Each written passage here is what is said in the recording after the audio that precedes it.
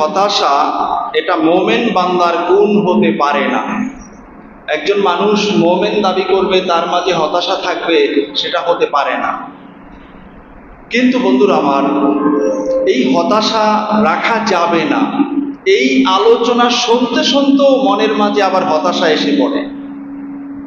হতাশা এমন একটা বিষয় যে আমাদের জীবনে আমরা যতই তাকে দূরে ঠেলতে চাই, সে আপনার চারদিক থেকে এসে আপনাকে ঘিরে ধরবে। এজন্য আজকের এই মোবারক মুহূর্তে আমি আপনাদের খেদমতে আলোচনা করতে চাই হতাশা থেকে মুক্ত থাকার উপায়। আমরা কিভাবে হতাশা থেকে মুক্তি পাবো, কিভাবে মুক্ত থাকতে পারবো, কিভাবে হতাশাকে দূরে ঠেলে দিতে পারবো, এ ব্যাপারে কোরআন এবং হাদিসে কোনো আমল আছে কি না, এই বিষয়ের উপরে আজকের আমরা কিছু কথা শুনবো ইনশাআল্লাহ।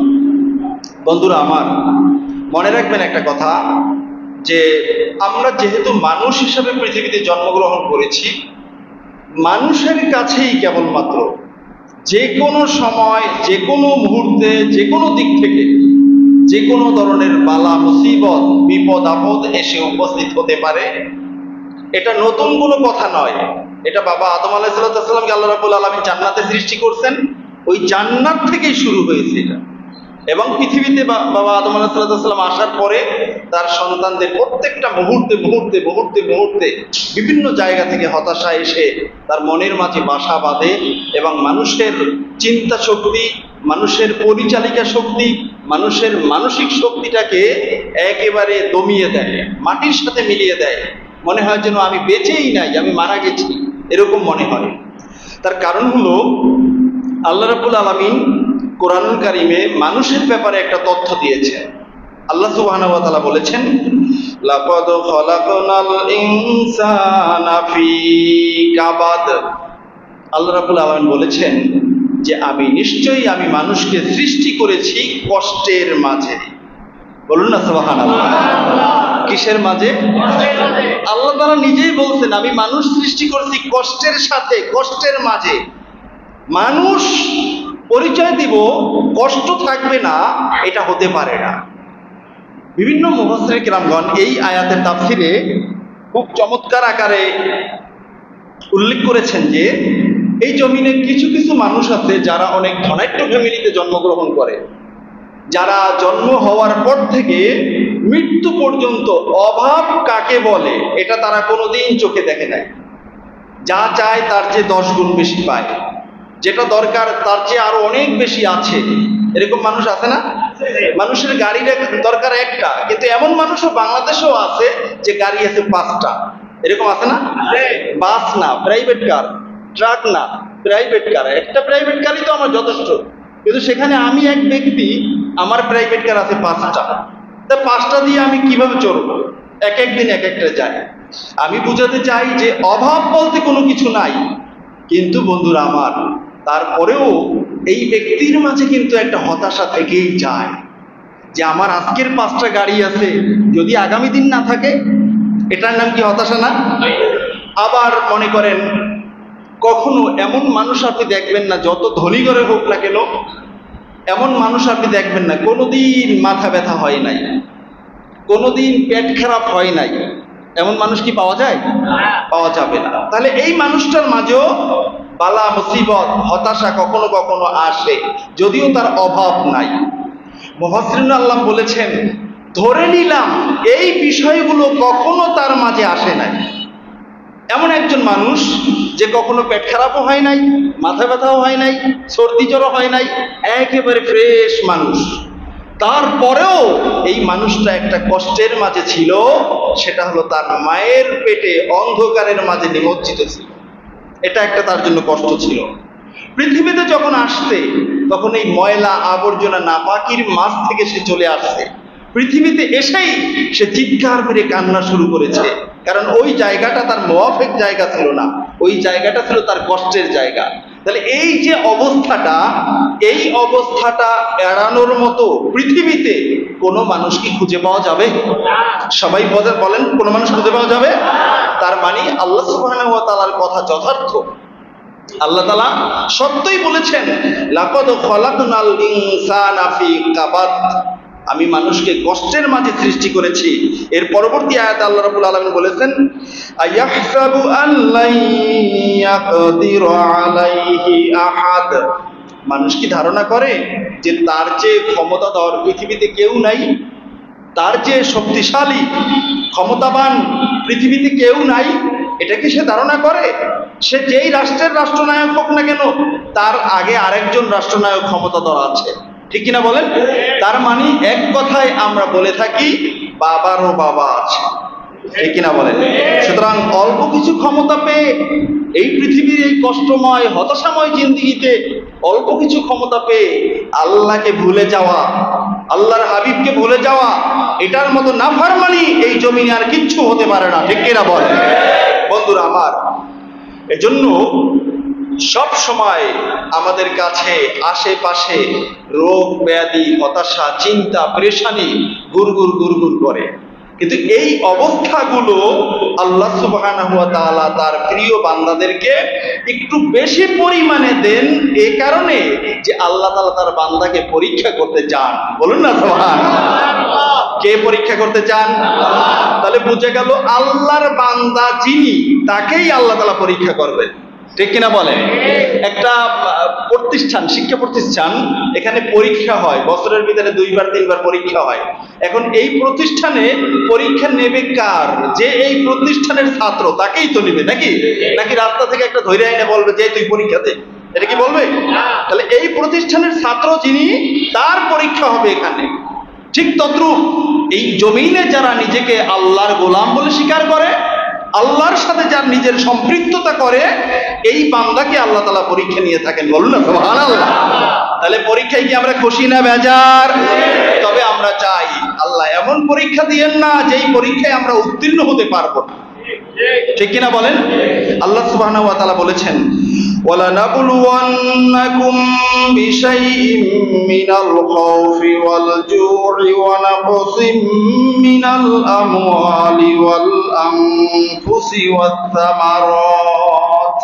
আল্লাহ সুবহানাহু ওয়া তাআলা দুইটা তাকিদ করে বলেছেন, লামে তাকিদ, নুনে তাকিদ। অবশ্যই আমি আমার বান্দাদেরকে কিছু কিছু বিষয়ের দ্বারা পরীক্ষা নেব। তার মাঝে 1 নম্বরে রয়েছে ভয় ভীতি। কি বলেন? ভয় ভীতি।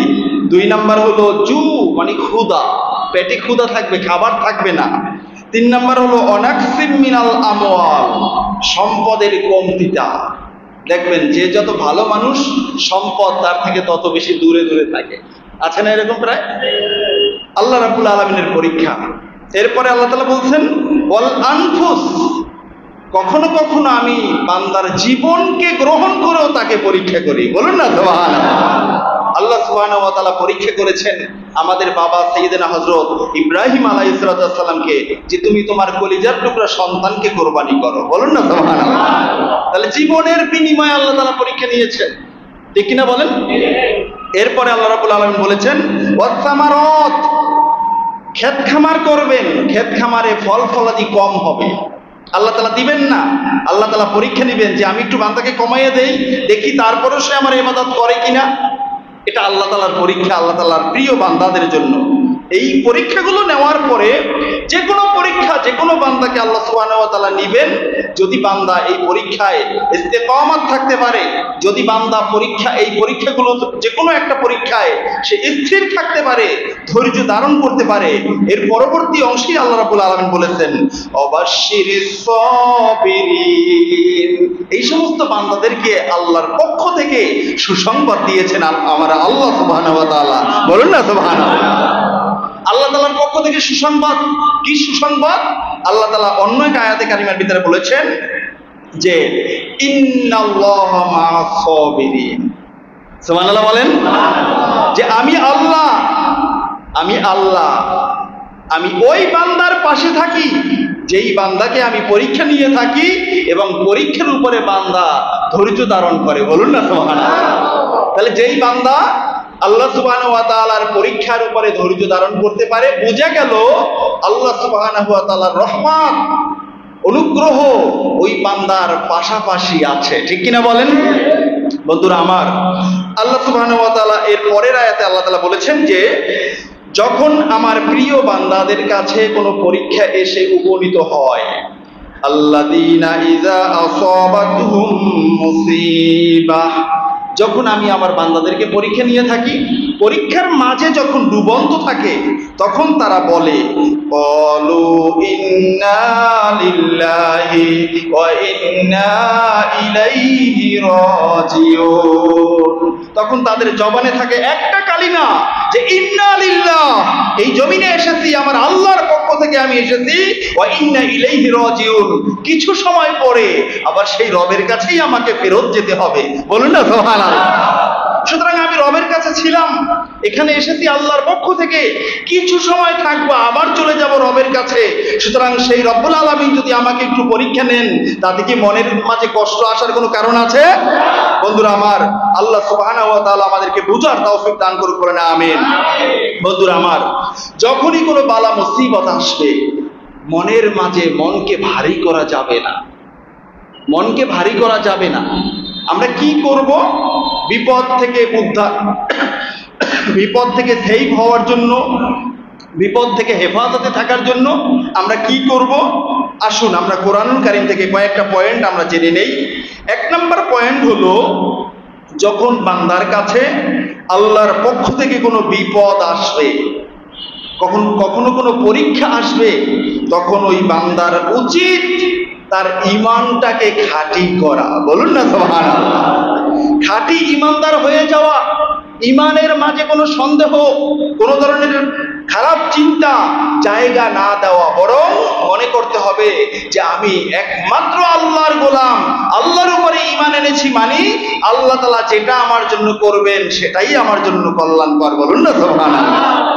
যেমন কোরআনুল কারীমে আল্লাহ সুবহানাহু ওয়া তাআলা সূরাতুল আনআমের 82 নম্বর আয়াত আল্লাহ তাআলা বলেছেন, আল্লাযীনা আমানু ওয়া লাম ইয়ালবিসু ঈমানাহুম বিযুলমিন উলাইকা লাহুমুল আমনু ওয়া হুম মুহতাদুন। আল্লাহ তাআলা বলেছেন, আল্লাযীনা আমানু, যারা ঈমান এনেছে, ওয়া লাম ইয়ালবিসু ঈমানাহুম বিযুলমিন, তারা তাদের ঈমানকে খারাপ জিনিসের সাথে, পাপাচারিতার সাথে, জুলুমের সাথে মিশ্রিত করে নাই।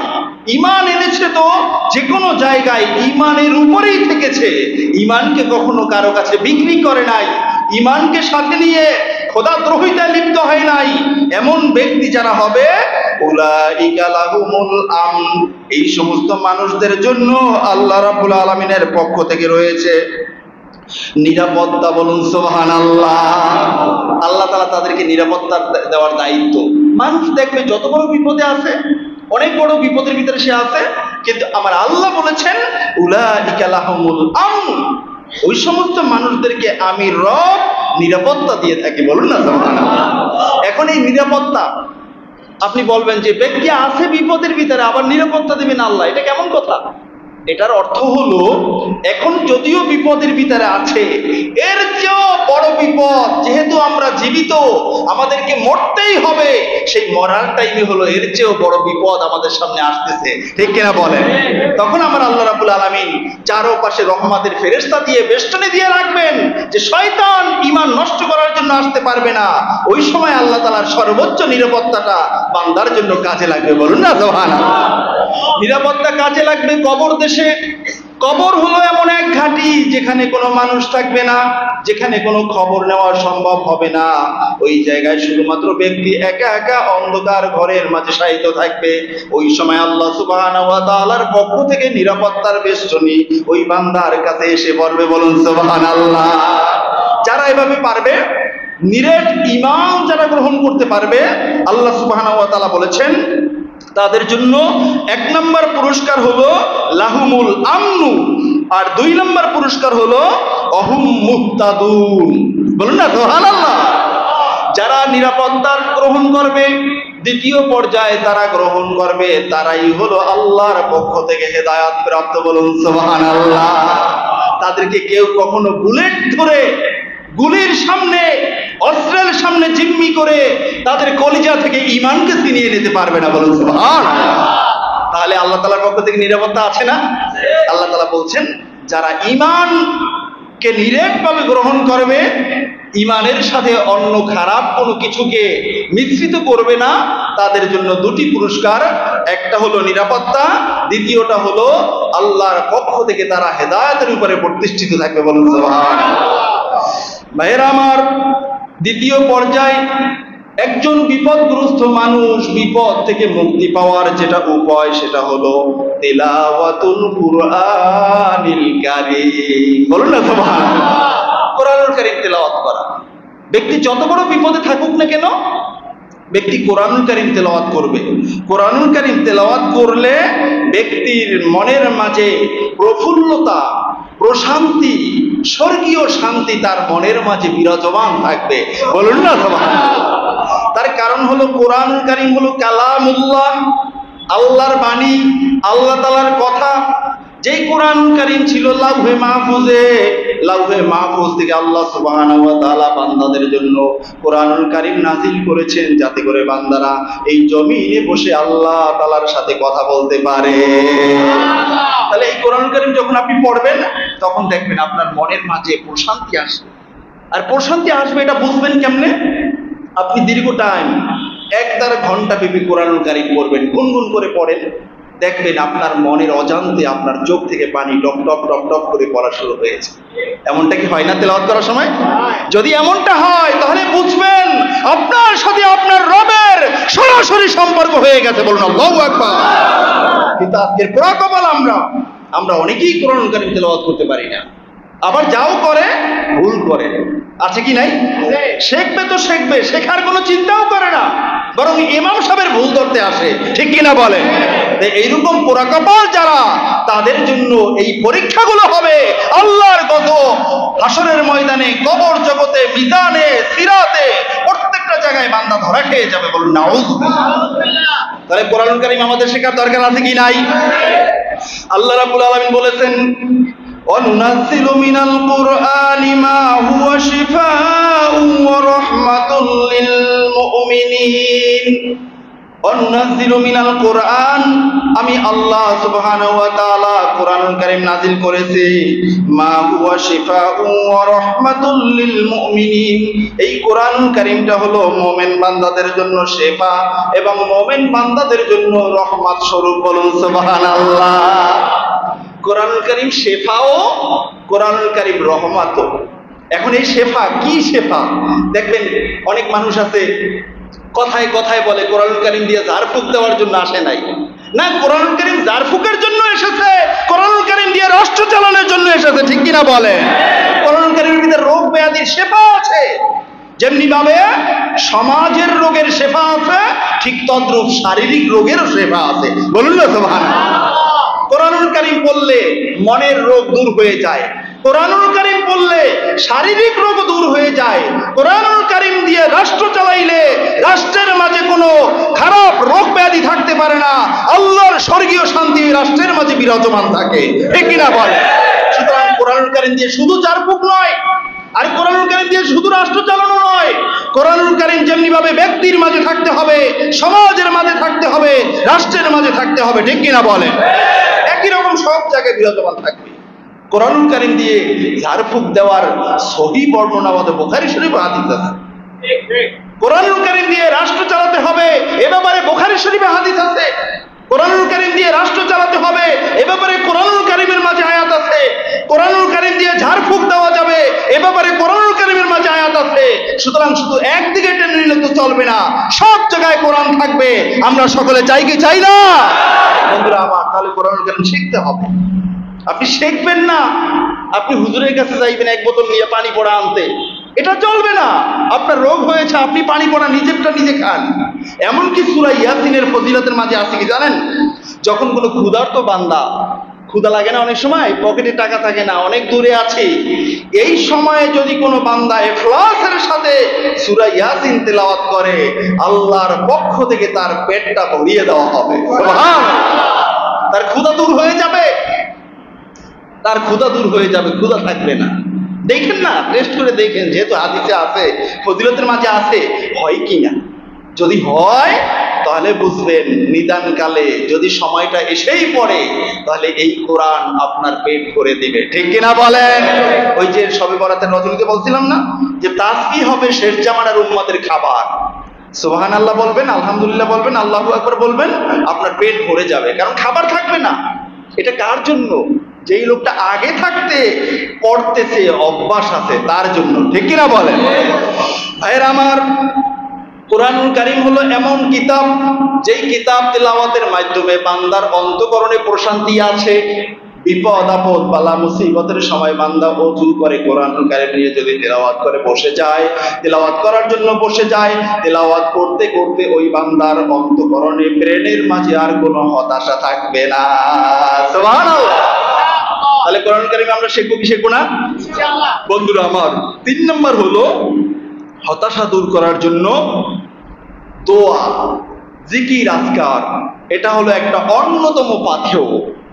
আপনার অনেক হতাশা, আপনি 2 রাকাত নামাজ পড়ে আপনি আল্লাহর সামনে 2 হাত উঁচু করে দীর্ঘক্ষণ দোয়া করতে থাকেন, দেখবেন আপনার হতাশা দূর হয়ে যাবে। অথবা আপনার অনেক হতাশা, আপনি হাদিস শরীফের মাঝে যেই দোয়াগুলো আছে এই দোয়াগুলো আপনি তেলাওয়াত করেন, দেখবেন আপনার হতাশা দূর হয়ে যাবে।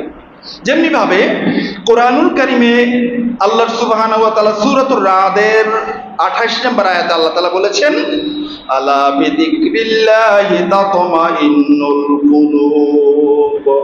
আল্লাহ তাআলা বলেছেন, বান্দার যখন হতাশা আসবে, মনের মাঝে কোনো শান্তি থাকবে না, শুধু পেরেশানি আর পেরেশানি, পেরেশানি আর পেরেশানি, তখন যেন বান্দা নীরবে এক জায়গায় বসে আমি রবের জিকির করতে থাকে। বলুন না সুবহানাল্লাহ। তার কারণ এই জিকিরটা বান্দার অন্তঃকরণকে শান্তিময় করে দিবে। বলুন সুবহানাল্লাহ। তাহলে জিকির করলে মনের মাঝে প্রশান্তি দান করেন কে? কিন্তু আমরা তো জিকির করিই না। জিকির করি? জিকির করার সময় নাই, 5 ওয়াক্ত নামাজই তো পড়ার সময় নাই, জিকির আর কখন করব? বন্ধুরা আমার, দেখেন সুনান তিরমিজির হাদিস শরীফে এসেছে, হযরত আনাস ইবনে মালিক রাদিয়াল্লাহু তাআলা আনহু থেকে বর্ণিত, তিনি বলেন, কানান নাবিয়্যু সাল্লাল্লাহু আলাইহি ওয়াসাল্লাম ইযা কারাবাহু আমরুন ক্বালা ইয়া হাইয়্যু ইয়া কাইয়্যুম বিরহমাতিকা আস্তাগীস। হযরত আনাস রাদিয়াল্লাহু তাআলা আনহু বলেন, আমি নবীজির খেদমত করতাম, সবসময় পাশে থাকতাম। আমি দেখতাম নবীজির কাছে যখন কোনো জটিল কঠিন কাজ উপস্থিত হতো, নবীজির কোনো পেরেশানির সামনে এসে পড়তো, তখনই নবীজি বারবার বারবার বারবার পড়তেন, ইয়া হাইয়্যু ইয়া কাইয়্যুম বিরহমাতিকা আস্তাগীস। বলুন না সুবহানাল্লাহ। একটা তাসবিহ, ইয়া হাইয়্যু ইয়া কাইয়্যুম বিরহমাতিকা আস্তাগীস। হে চিরঞ্জীব, হে চিরস্থায়ী রব, আপনার রহমতের ওসিলা দিয়ে আমি আপনার কাছে সাহায্য চাই। বলুন না সুবহানাল্লাহ। ইয়া হাইয়্যু ইয়া কাইয়্যুম বিরহমাতিকা আস্তাগীস। যখন আপনার কোনো বালা মুসিবত সামনে এসে পড়বে, এই হাদিসকে মনে করে স্মরণ করে যদি আপনি এই কালিমাটা বারবার বারবার তেলাওয়াত করে থাকেন, আল্লাহ সুবহানাহু ওয়া তাআলার পক্ষ থেকে আপনার বিপদ দূর হয়ে যাবে। সুবহানাল্লাহ। তাহলে আমরা পারবো না ইনশাআল্লাহ? ইনশাআল্লাহ। বন্ধুরা আমার, রাসূলুল্লাহ সাল্লাল্লাহু আলাইহি ওয়াসাল্লামের আরেকখানা হাদিস সুনান তিরমিজিতে এসেছে, আল্লাহ রাসূল বলেছেন, মান সাররাহু আইয়াস্তাজিবাল্লাহু লাহু ইনদাস শাদাইদি ওয়াল কারবে। বলা হয়েছে যে যেই ব্যক্তি ইচ্ছা করে, যেই ব্যক্তি পছন্দ করে, যেই ব্যক্তি ভালোবাসে যে বিপদের সময়, বালা মুসিবতের সময় আল্লাহ তাআলা তার দোয়াটা কবুল করবেন। বিপদের সময় আমি দোয়া করব, আমার দোয়াটা যাতে আল্লাহ কবুল করে নেন, এটা যেই ব্যক্তি চায়, ওই ব্যক্তির উচিত ফালিয়ুকসির আদ-দুআ ফির রাখা। সেজন্য প্রশান্তির সময়, সুখের সময়, স্বাচ্ছন্দ্যের সময় সেজন্য আল্লাহর কাছে বেশি বেশি দোয়া করে। বলুন না সুবহানাল্লাহ। কিন্তু আমাদের সমাজ হলো সম্পূর্ণ উল্টা। দোয়া করে, কান্নাকাটি করে, অসুস্থ হইলে এরপরে, মানে মরার কালে মিষ্টি খাওয়া। এই সময় তো যা খাইবে এটাই কষ্ট। মিষ্টি খাইতে হইলে আপনি এখন যুবক, আপনি সুস্থ আছেন, এখন খান। মরার সময় মিষ্টি দিলে এটা তো আরো একটা আযাব হয়ে যায়, ঠিক কিনা বলেন? আল্লাহ রসুল বলেছেন, আমার যে উম্মত চায় বিপদের সময়, বালা মুসিবতের সময়, হতাশাগ্রস্ত যখন থাকবে, তখন আল্লাহকে আল্লাহ বলে ডাক দিবেন আর আল্লাহ সাথে সাথে জবাব দিবেন। এই ব্যক্তির উচিত যখন ওই ব্যক্তি অনেক স্বাচ্ছন্দ্যের মাঝে দিনকাল কাটাবে, অনেক সুখের মাঝে থাকবে, ওই সময়ও যেন সে বেশি বেশি আল্লাহর কাছে দোয়া করে। বলুন না সুবহানাল্লাহ। তাহলে আমরা যখন প্রশান্তিতে থাকবো, কোনো হতাশা থাকবে না, তখন আমরা 2 রাকাত সালাতুল হাজত পড়ে আল্লাহর কাছে দীর্ঘক্ষণ আমরা দোয়া করতে পারি। কারণ আমি চাই বিপদের সময় যাতে আমার দোয়াটা আল্লাহ কবুল করেন, ঠিক কিনা বলেন? আর বিপদের সময় বা মারাত্মক বিপদ যখন হয়, মনে করেন গাড়ি অ্যাক্সিডেন্ট হয়েছে, এখন অ্যাক্সিডেন্ট হয়েছে যেই লোক, ওই লোকে কি হাত উঁচু করে আল্লাহর কাছে দীর্ঘক্ষণ দোয়া করার সুযোগ আছে? সে হসপিটালে যাবে, অথবা সে কথাই বলতে পারে না, অথবা সে অজ্ঞান অবস্থায় আছে, তা সেই লোকটা দোয়া করবে কিভাবে? এজন্য উচিত হলো যখন সুখে শান্তিতে থাকবে, তখন চোখের পানি ঝরিয়ে ঝরিয়ে আল্লাহর কাছে বারবার বেশি বেশি দোয়া করা। বলুন না সুবহানাল্লাহ। তাহলে আমরা পারবো না ইনশাআল্লাহ? এই কারণে বিপদের সময় হাদিসে পাকে অনেকগুলো দোয়া আসছে। বিশেষ করে আমরা আমাদের পরিচিত দোয়ার মাঝে লা হাওলা ওয়ালা কুওয়াতা ইল্লা বিল্লাহ, এটা আমরা জানি, এটা আমরা পড়ব। লা ইলাহা ইল্লা আনতা সুবহানাকা ইন্নী কুনতু মিনাজ জালিমিন, এটা আমরা জানি, এটাও আমরা পড়ব। এরপরে হলো ওই যে একটু আগে যে বললাম ইন্না লিল্লাহি ওয়া ইন্না ইলাইহি রাজিউন, এটাও আমরা পড়ব। এরপরে একটু আগে যে আরেকটা দোয়া বললাম যে ইয়া হাইয়ু ইয়া কাইয়ুম বিরহমাতিকা আস্তাগীস, এই দোয়াগুলো তো সহজ, ঠিক কিনা বলেন? আর যদি কিচ্ছু না জানেন, শুধুমাত্র ইয়া রহমান ইয়া রহিম ইয়া রব বলে ডাক দেবেন, তাও আল্লাহ শুনবেন। বলুন সুবহানাল্লাহ। ভাইরা আমার, 4 নাম্বার হলো যখন আপনার কাছে কোনো বিপদ ঘনীভূত হয়ে যাবে, যখন আপনার কাছে কোনো বালা মুসিবত নেমে আসবে, তখন আপনি বেশি বেশি ইস্তেগফার করবেন। সুবহানাল্লাহ। বেশি বেশি তাওবা পড়া, তাওবা, আস্তাগফিরুল্লাহ ওয়া আতুবু ইলাইহি, আস্তাগফিরুল্লাহ আল্লাযী লা ইলাহা ইল্লা হুয়াল হাইয়ুল কাইয়্যুম ওয়া আতুবু ইলাইহি লা হাওলা ওয়ালা কুওয়াতা ইল্লা বিল্লাহিল আলিয়্যিল আযীম। মুসলিম শরীফের হাদিসে এসেছে যে এই তাওবার এই বাক্যটার মাধ্যমে যদি কোনো ব্যক্তি তওবা করে, ওই ব্যক্তির গুনাহ যদি সাগরের ফেনা বরাবর হয়, আকাশের মেঘমালা বরাবর হয়ে যায়, তারপরেও আল্লাহ তাআলা তার গুনাহগুলো মাফ করে দেবেন। বলুন না। এমনকি জিহাদের ময়দান থেকে যদি কেউ পালিয়ে আসে, তাহলেও আল্লাহ সুবহানাহু ওয়া তাআলা তাকে ক্ষমা করে দিবেন। বলুন না সুবহানাল্লাহ। বন্ধুরা আমার, এজন্য আল্লাহ সুবহানাহু ওয়া তাআলা তার প্রিয় পয়গম্বর সাইয়েদনা হযরত নূহ আলাইহিস সালাতু ওয়াস সালামকে আল্লাহ তাআলা বলেছেন, ইস্তাগফিরু রাব্বাকুম ইন্নাহু কানা গফফারা। হে আমার পয়গম্বর নূহ, আপনি বেশি বেশি আপনার রবের কাছে চান, দোয়া করেন, ইস্তেগফার করেন। তার কারণ ইন্নাহু কানা গফফারা, রাব্বুল আলামিন সবচেয়ে বেশি ক্ষমাশীল। বলুন না সুবহানাল্লাহ। আর যখন তওবা করা হবে, তখন কি হবে? ইউরসিলিস সামাআ আলাইকুম মিদরারা, আল্লাহর পক্ষ থেকে আকাশ থেকে বৃষ্টি, রহমতের বৃষ্টি বর্ষণ হতে থাকবে।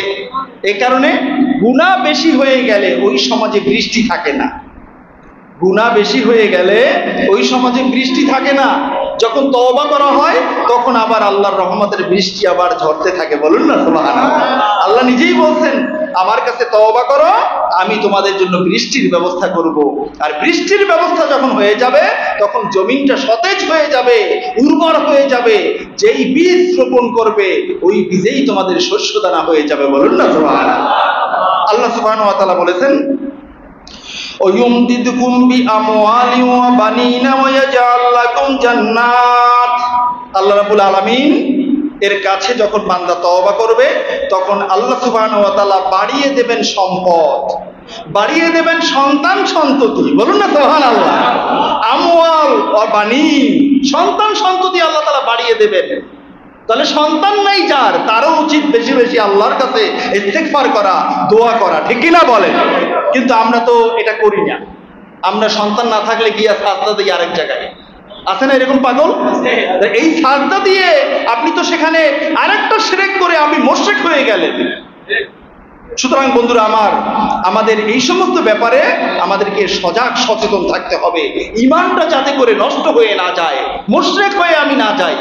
আল্লাহ সুবহানাহু ওয়া তাআলা বলেছেন, এই নিয়ামতগুলো দিয়েই শুধুমাত্র ক্ষান্ত নয়, বরং ওয়াজআল লাকুম জান্নাত, পরকালে তোমাদের জন্য আমি রাখবো জান্নাত। সুবহানাল্লাহ।